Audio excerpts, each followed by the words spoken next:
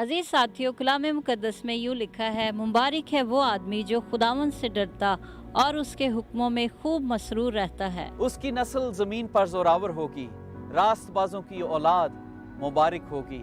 दोस्तों, आइए godly character को जानने के लिए हमारे साथ ठहरे रहें प्रोग्राम जिंदा उम्मीद के साथ।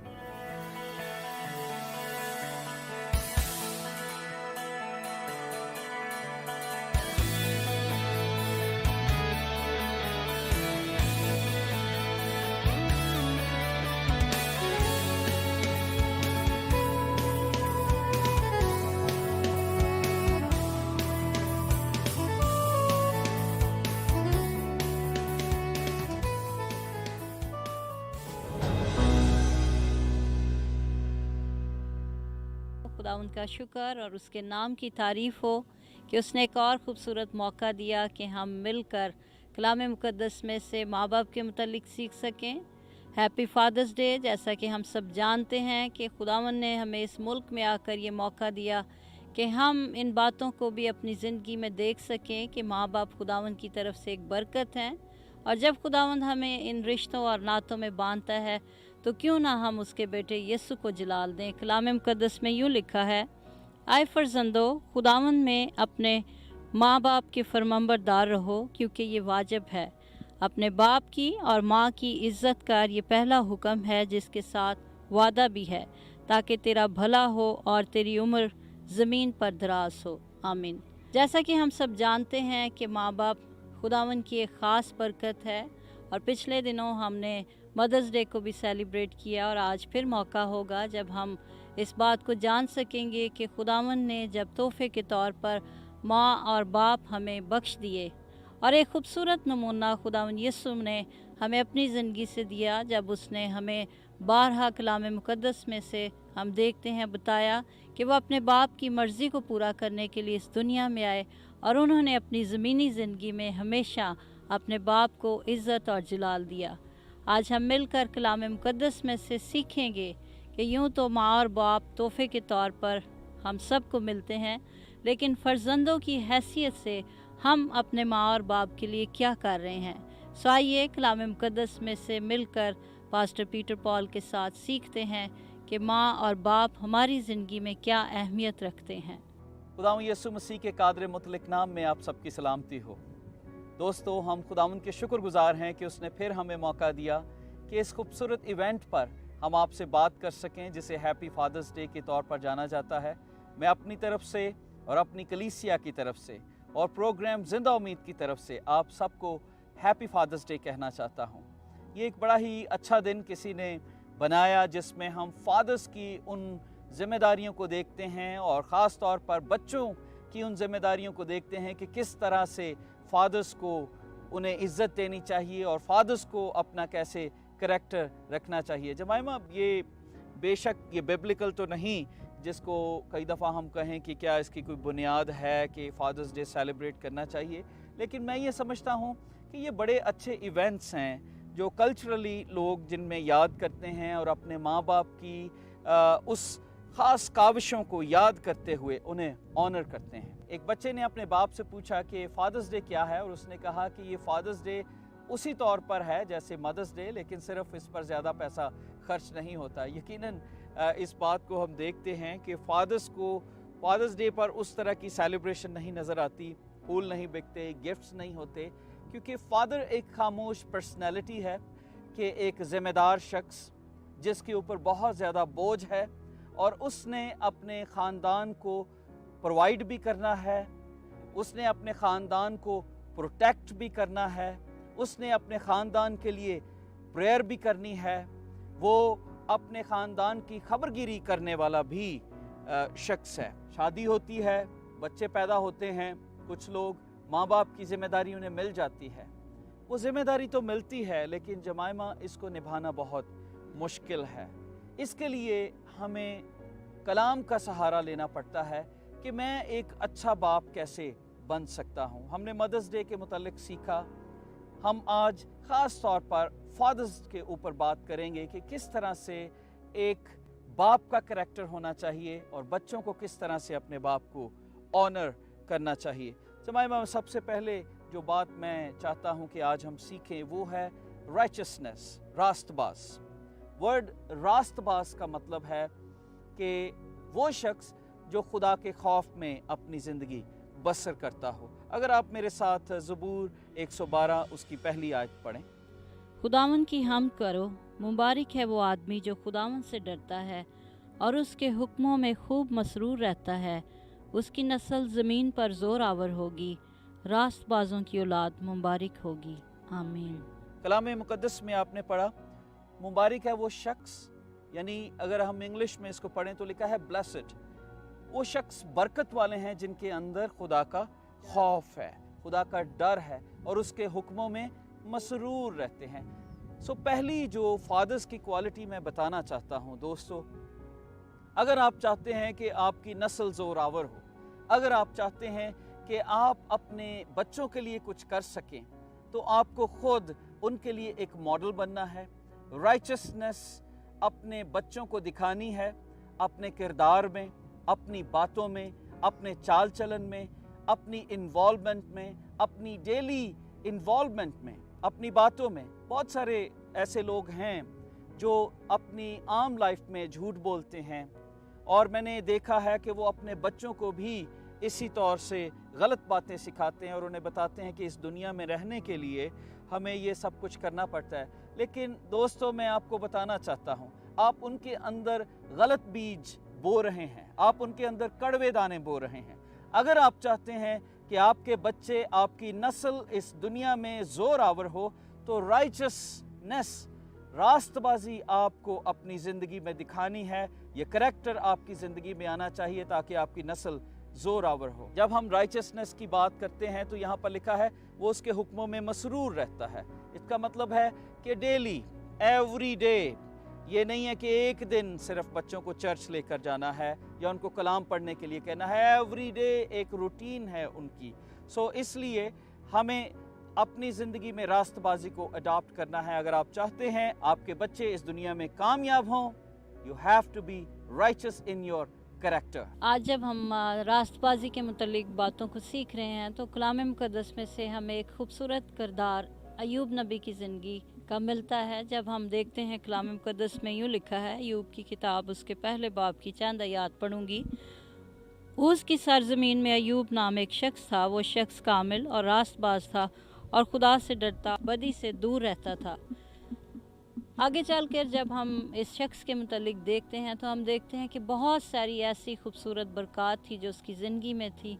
और जब हम इसकी ज़िंदगी को, इसके किरदार को देखते हैं तो एक बात जो हमें ख़ास तौर पर नज़र आती है कि वो शख्स कामिल और रास्तबाज था, खुदा से डरता और बदी से बाज रहता था। जमाइमा, जैसे आपने इस हवाला को पढ़ा, मैं इसी बात को ऐड करना चाहूँगा कि एक गॉडली फादर जो हम सीख रहे हैं कि एक रास्तबाज शख्स, एक ऐसा शख्स जो अपने बच्चों के लिए मिरास को छोड़ना चाहता है, वो कैसा है। उसमें हमने अय्यूब के करैक्टर को चुना और अय्यूब एक ऐसा शख्स है जिसके मुतालिक लिखा है वो रास्तबाज है। अब पहली बात जो हम अय्यूब की ज़िंदगी में देखते हैं कि वो अपने बच्चों के लिए एक एग्जाम्पलरी लाइफ को गुजार रहा है।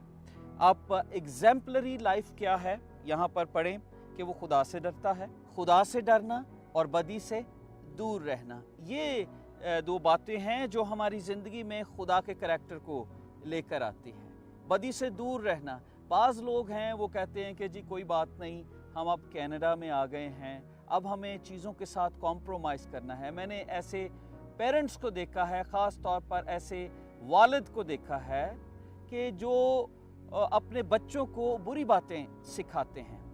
अजीज़ो, इस बात को याद रखें, एग्जाम्पलरी लाइफ बहुत ज़रूरी है, पहली बात। और दूसरी बात जमाइमा, मैं ये चाहता हूँ कि हम एक और बात यहाँ पर सीखें। अय्यूब की किताब में अगर आप इसकी चौथी आयत को पढ़ें तो यहाँ पर क्या लिखा है।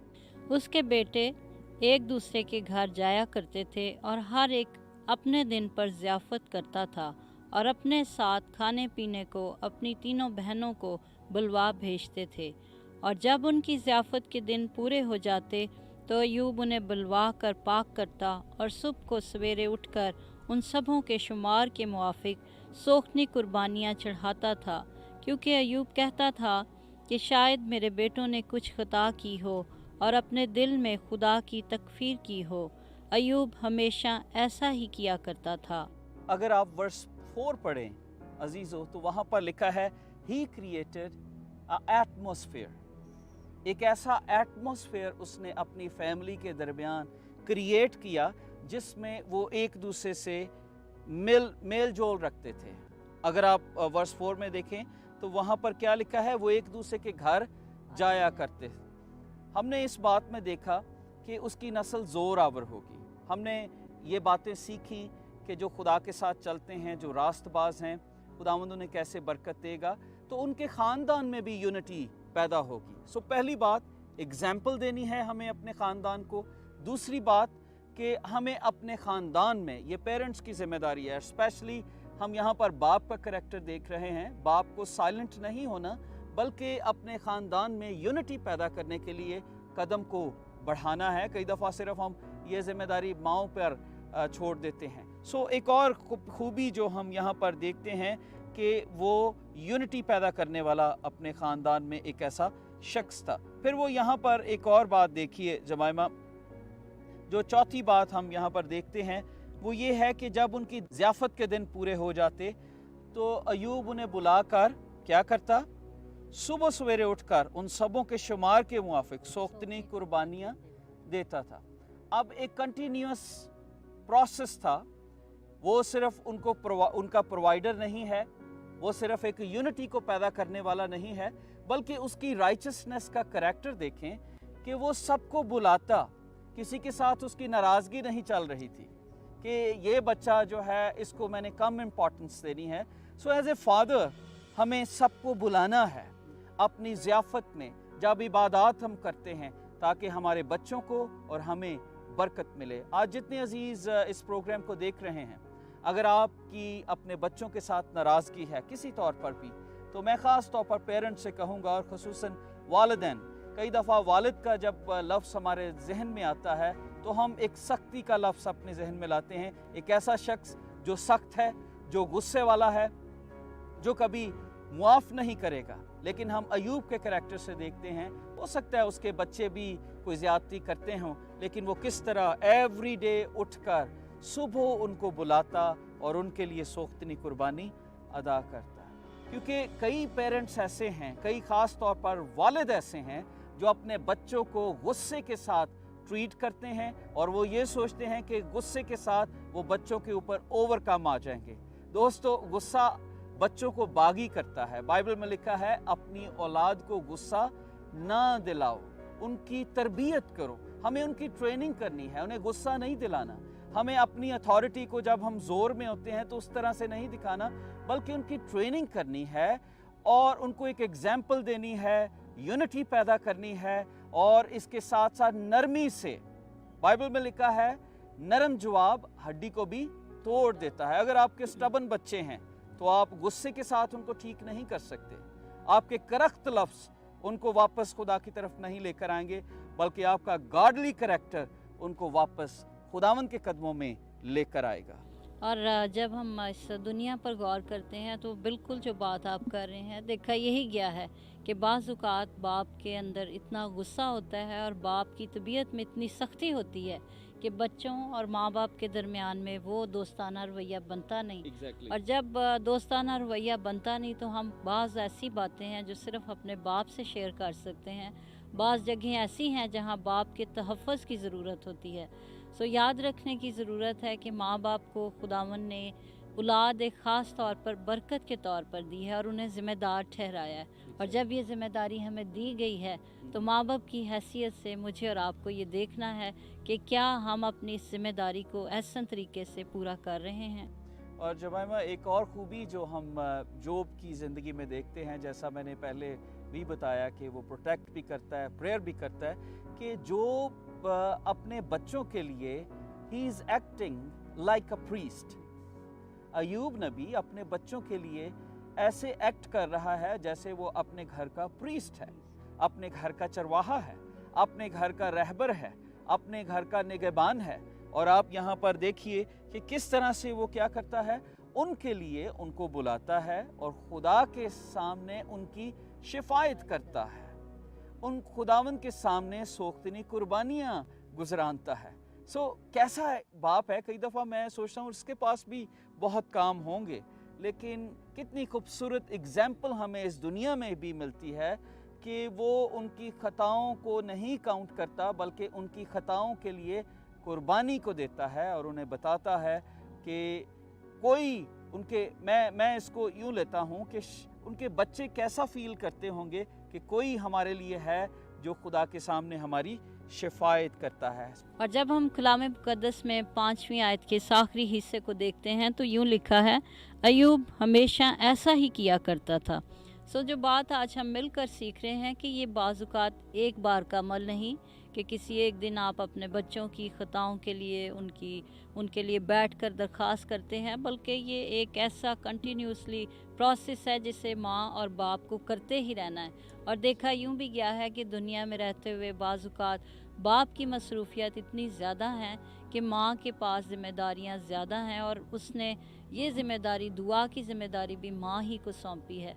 लेकिन अजीज़ साथियों, आज फिर हम कलाम मुक़द्दस में से मिलकर सीख रहे हैं कि माँ और बाप दोनों को खुदावंद ने अव्वल दर्जा दिया और एक ख़ास बरकत औलाद के तौर पर दी। हमें अपनी अपनी ज़िम्मेदारी को पूरा करना है। इस मसरूफ़ दौर में भी बाप को भी इस बात को याद रखने की ज़रूरत है कि खुदावंद ने उसे एक ख़ास दर्जा दिया और उसे घर का सरबराह बनाया और उसे अपने बच्चों के लिए ख़ास तौर पर दुआ में भी झुकने की ज़रूरत है। आमीन।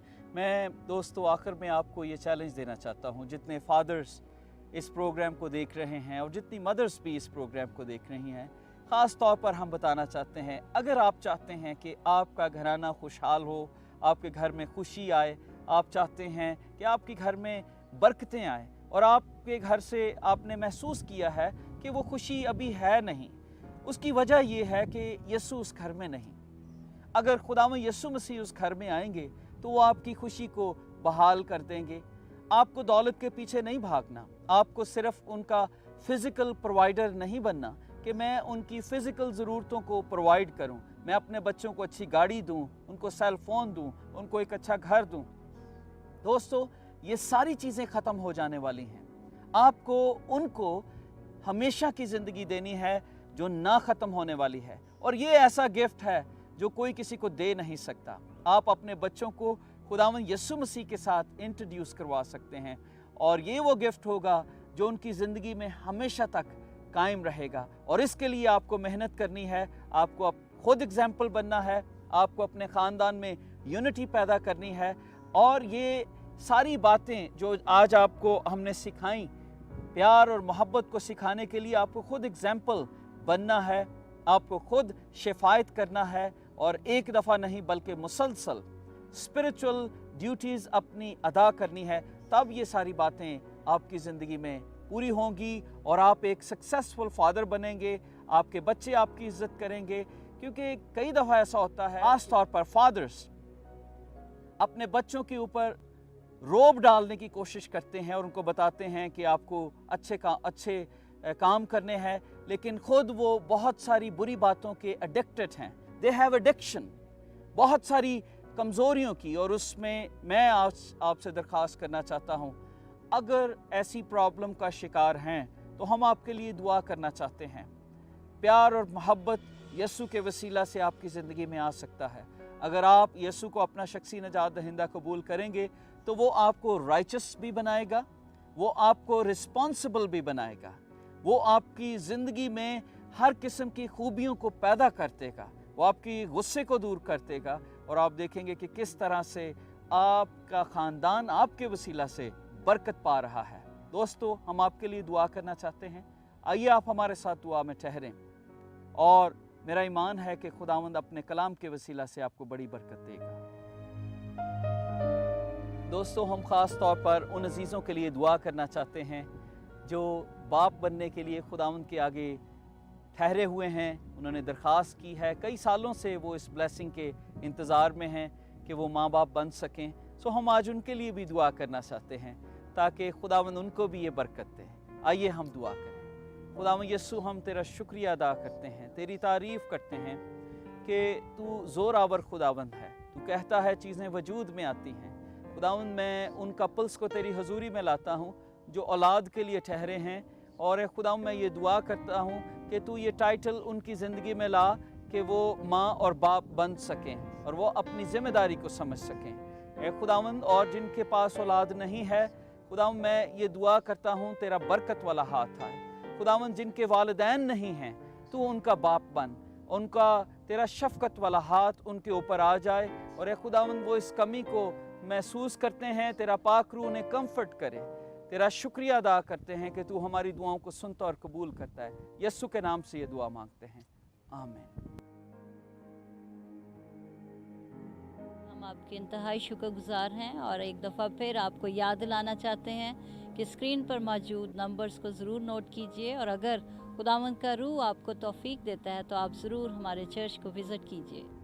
दोस्तों, मैं आज आपको फिर एक रिमाइंडर देना चाहता हूँ, ख़ास तौर पर याद दिलाना चाहता हूँ कि अगर आप चाहते हैं कि ये प्रोग्राम बहुतों के लिए ज़िंदा उम्मीद की किरण को लेकर आए, तो आप ज़रूर हमारे साथ दुआओं में ठहरें और पार्टनरशिप करें, क्योंकि हमें इस प्रोग्राम को चलाने के लिए इक्विपमेंट की भी ज़रूरत है। और हम इस मंथ में दुआ कर रहे हैं कि खुदावंद हमें नया कैमरा दे और लाइटिंग, बहुत सारी चीज़ों इक्विपमेंट की हमें ज़रूरत है। इसलिए I just wanted to challenge you, अगर खुदावंद का रूह आपको उभारता है तो आप अपनी दुआओं से और अपने फाइनेंसेस से प्रोग्राम जिंदा उम्मीद की मदद कर सकते हैं।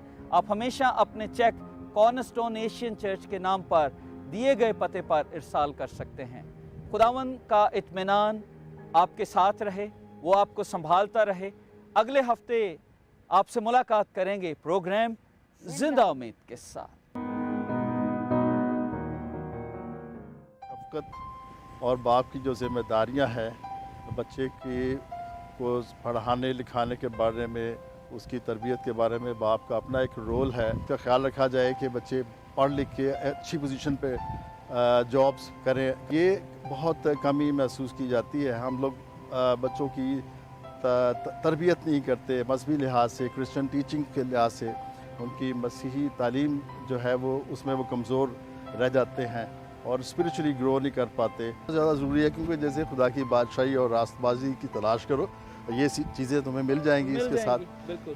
तो हम ये समझते हैं कि ये बहुत ज़रूरी है, इस तरह से बच्चों की तरबियत की जानी चाहिए। किस्मत समझता हूँ कि मैं तो ग्रैंडफादर हूँ, तो आई एम वेरी ब्लेस्ड। तो बच्चों के लिए यही है कि वो you should be example for your kids yourself. तो अगर आप लीड करें उनको, ये आपके ऊपर है, आप बच्चों को कैसे, जैसे आप होंगे आपके बच्चे भी वैसे होंगे। उनकी तरफ से बरकत है। बात पे फोकस करना है कि वो ज़्यादातर रूहानी तौर पर खुदाउन में बढ़े। खुदाउन में बढ़ने से मुराद है रेगुलरली चर्च अटेंड करें, घर में इबादत करें, दुआ करें, खुदावन के नज़दीक ज़्यादा से ज़्यादा टाइम गुजारें। खुदावंद ने हमें बच्चों से नवाजा और बच्चों जैसी नेमत दी, सो हमने अपने बच्चों को ऐसी तरबियत देनी है जो कि खुदावंद के कलाम के मुताबिक हो।